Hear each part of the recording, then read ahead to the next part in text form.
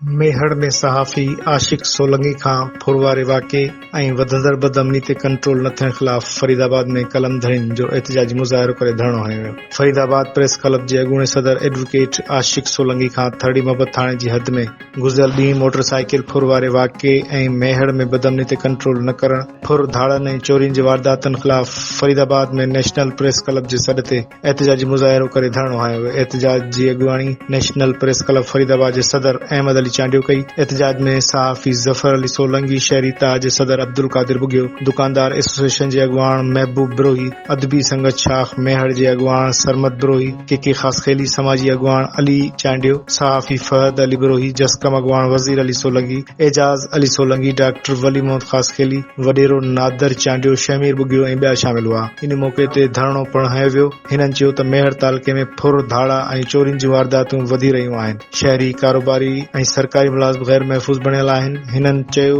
त एसएसपी दादू जो अल मीज़ान ऑपरेशन मुकमल नाकाम थी वियो आहे, जो मेहर तालुके में धाड़नि फुरण ऐं चोरियुनि जी वारदातुनि में इज़ाफ़ो थी रहियो आहे। हिननि चयो त सहाफ़ी आशिक सोलंकी खां मोटरसाइकिल ऐं रोक रक़म मोबाइल फ़ोनूं वापसि कराए ॾिनियूं वञनि। मेहर फरीदाबाद थड़ी मोहब्बत ऐं आसपास जे वदनि में वधंदड़ बदअमनी ते मुकमल कंट्रोल करायो वञे। फुर धाड़नि ऐं चोरियुनि में मुलविस जवाबदारनि खे फिलफौर गिरफ़्तार करे कानून जे कटहरे में आंदो वञे। कलमधरियुनि सां इंसाफ़ कयो वञे। ॿी सूरत में पुरअमन एहतिजाज जो दायरो वधायो वेंदो।